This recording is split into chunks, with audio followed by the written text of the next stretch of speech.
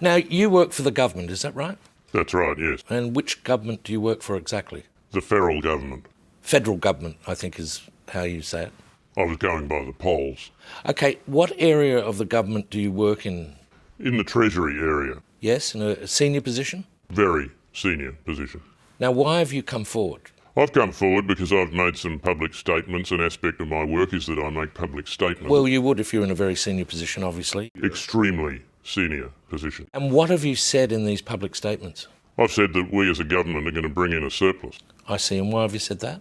Well, that's our policy. It's ideological. We want to bring in a surplus. And do we need a surplus? No, it's a book entry thing. It's just ideological. And what worries you about having said that we do need a surplus? Well, in order to get one, we're going to have to cut a whole lot of services. And what's the problem with that? Well, liquidity. What are people going to do for money? Retail might stop. You're- People are going to be terrified. So you're saying that you're worried the money won't be flowing through the economy, is that right? That's right. Yeah. Can I make a suggestion here? Yeah. Have you thought of introducing a mining tax? I mean, the mining area is still doing well. No, it wouldn't work. Why not? We'd make sure it didn't. Did you think of not giving $9 billion to the Reserve Bank? Yeah, I don't know why I did that in retrospect. Have you thought of not buying the 58 Joint Strike Fighters? Yeah, that wasn't my decision. Whose decision was it? Lockheed, I think. You thought of printing money?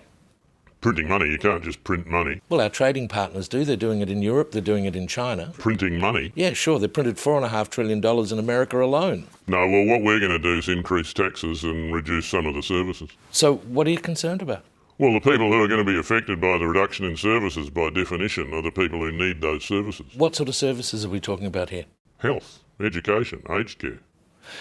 What have you said to the people about the fact that you're dismantling all this so we can have a surplus? I've said that everyone in this country is going to have to share the heavy lifting. Yes, you've made a bit of a fool of yourself there, really, haven't I you? mean, a lot of things I've said are very regrettable. I regret a lot. I regret everything. Are you taking counselling over this? We haven't got any counselling. I've cut the counselling budget. Well, have you thought of saying that if you can't get these changes through the Senate, you won't be able to build roads? We're committed to building roads. We're basically going to pave Australia. We're building roads between things that aren't even places. Well, could you make a saving there, mate? No. Tony loves roads. I mean, have a look at his CV. He loves roads. Seen his CV, studied them at Oxford, didn't He you? did, yeah. He adores roads. OK, what about speaking to Clive Palmer again? Oh, not again, surely. Why?